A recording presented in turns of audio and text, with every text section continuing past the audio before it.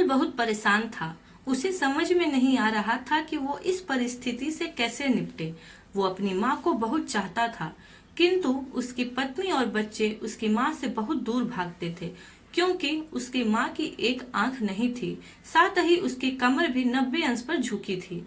वैसे वह अपना काम सब खुद कर लेती हैं, किंतु फिर भी वो उसकी पत्नी और बच्चों के लिए हमेशा खटकती हैं।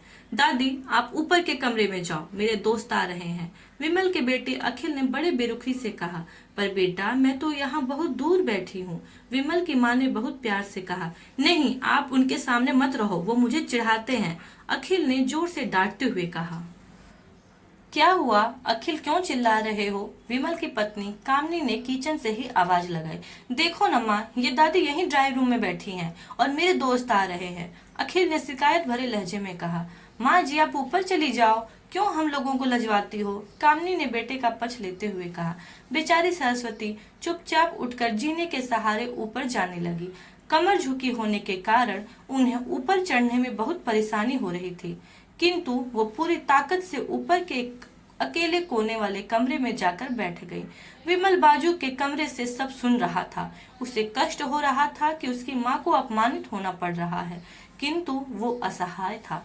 अगर वो कुछ कहता है तो पत्नी और बच्चे उसका विरोध करने लगते हैं, दूसरे उनके तर्क भी सही लगते हैं।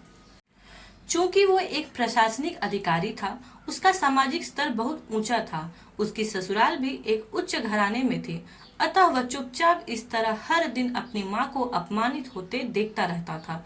रात को विमल की पत्नी ने कहा, देखो जी, अब कुछ करो। कल कलेक्टर साहब की पत्नी आई थी, माँ जी अपनी देसी धुन धारा में उनसे मिली, मुझे बहुत शर्म आ रही थी, बताते हुए कि ये मेरी सास है। मैंने तो कह दिया कि दूर की रिश्तेदार है, इलाज कराने आई हैं। विमल को रोना आ गया, किंतु फिर भी वह चुप रहा। उसे समझ में नहीं आ रहा था कि वह क्या करे। अपने बेटे की मनस्थिति को सरस्वती अच्छी तरह से जानती थी और बेटे को कोई कष्ट ना हो, इसलिए वो हर बात को चुपचाप सह लेती थी। विमल बहुत उदास रहने लगा। एक तरफ परिवार और सामाजिक स्तर पर जीने की प्रतिबद्धता थी, तो दूसरी ओर माँ। आखिर माँ से अपने बेटे की यह हालत देखी नहीं गई। एक दिन उसने अपने बेटे से कहा, विमल, बहुत दिन हो गए हैं, मैं अपने गांव जाना चाहती हूँ, मुझे वहां पहुंचा दो, मेरा यहाँ मन नहीं लग रहा। किंतु माँ, वहाँ कोई तो नहीं है, तुम्हारे देखभाल कौन करेगा? विमल ने आश्चर्य से पूछा। अरे सब गांव वाले तो हैं, और वो तुम्हारे मामा जी, वो तो उसी गांव में रहते हैं, और फिर हम सारी व्यवस्था कर आएंगे ना। कामिनी की तो जैसे मन की मुराद मिल गई हो। हाँ बेटा, बहुत सही कह रही है, सरस्वती ने लंबी सांस लेते हुए कहा। विमल जानता था कि गांव में माँ की देखभाल करने वाला कोई नहीं है, लेकिन अपनी पत्नी के जिद के कारण वह अपनी माँ को गांव छोड़ने पर विवश हो गया। माँ को गांव छोड़कर आते वक्त उसे रोना आ रहा था तथा अपनी बेबसी पर गुस्सा भी आ रहा था, किंतु परिवार, पत्नी और समाज ने उसके इन भावनाओं को दबा दिया और वो सुकून सा महसूस करने लगा। कुछ दिनों के बाद उसके चाचा, जो अमेरिका में रहते थे, आने वाले थे। जब विमल बहुत छोटा था, उसके पिता जीवित थे, तब वो भारत आए थे और उसके बाद वो अब भारत आने वाले थे। पूरा परिवार और आस पड़ोस बहुत उत्साहित था। अमेरिका से विमल के डॉक्टर चाचा आ रहे थे। डॉक्टर रमेश ने जैसे ही घर में कदम रखा, सबने मिलकर बहुत उत्साह से उनका स्वागत किया। क्यों विमल, भाभी नहीं दिख रही, कहाँ है? डॉक्टर रमेश ने उत्सुकता पूर्वक पूछा।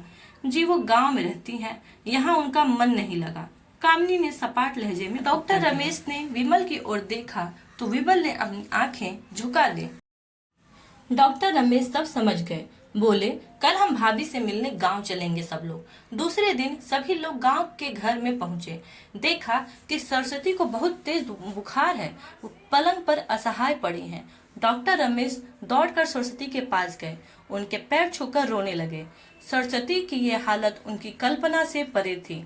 वह बेटा विमल, तूने तो नाम उजागर कर दिया, अपनी माँ की ये हालत देखकर तुझे तो शर्म भी नहीं आ रही होगी। डॉक्टर रमेश ने विमल को लगभग डांटते हुए कहा। नहीं देवर जी, विमल का कोई दोष नहीं है, मैं खुद गांव आई थी। सरस्वती ने अपने बेटे का बचाव किया। मुझे सब पता चल गया है भाभी, आप चुप रहो। क्यों बहू, तुम्हें अपनी सास की कुरूपता पसंद नहीं है? समाज में तुम्हें नीचा देखना पड़ता है ना? डॉक्टर रमेश ने कामनी की ओर व्यंग से देखा।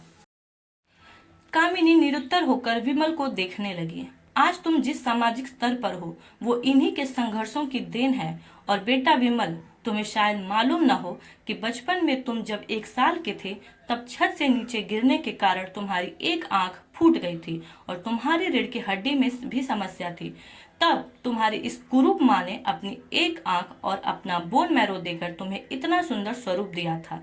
कामनी बेटा, इतने सालों तक संघर्ष करके बेटे को प्रशासनिक अधिकारी बनाने वाली इस संघर्षशील औरत की तुम लोगों ने यह दशा कर दी। तुम्हें ईश्वर कभी माफ नहीं करेगा। डॉक्टर रमेश की आंखों से अश्रु जलधारा बह रही थी। अब भाभी आप मेरे साथ अमेरिका जाएंगी, यहाँ इन स्वार्थी लोगों के बीच नहीं रहेंगी, डॉक्टर रमेश ने सरस्वती से कहा। विमल को तो कांटों तो खून नहीं था। डॉक्टर रमेश जो उसके चाचा थे, उन्होंने जो राज बताया उसके बाद तो विमल को यही लग रहा था कि सबसे ज्यादा पापी इंसान इस दुनिया में कोई और है ही नहीं। वह दौड़ता गया और माँ सरस्वती के कदमों में लिपट गया। माँ, मेरा अपराध अक्षम्य है। मैं जानबूझकर चुप्पी साधे रहा, आपका अपमान करवाता रहा। अब सिर्फ आप ही उस घर में मेरे साथ रहेंगे और कोई नहीं। विमल ने आग्नेय दृष्टि से अपनी पत्नी और बच्चों को देखा। कामिनी को भी बहुत पश्चाताप हो रहा था, किंतु उसकी हिम्मत नहीं हो रही थी कि वह सरस्वती से आंख मिलाए। सरस्वती ने कामिनी की मनस्थिति को समझकर उसको पुचकारते हुए अपने पास बुलाया और विमल को डांटते हुए कहा, खबरदार जो मेरी बहू को मुझसे अलग करने की कोशिश की तो तुझे ही घर से बाहर निकाल दूंगी। कामिनी और बच्चों ने सरस्वती के पैर पकड़ते हुए अपने व्यवहार पर माफी मांगी और माँ के हृदय ने सबको माफ कर दिया। तो देखा दोस्तों, माँ का हृदय आप ऐसा है कि आप उसके साथ कितना भी बुरा व्यवहार करें, वो अपने बच्चों का कभी बुरा नहीं सोचती। तो दोस्तों, यदि आपको कहानी अच्छी लगे तो प्लीज़ मेरे वीडियो को लाइक करिए, चैनल को सब्सक्राइब करिए। Thank you.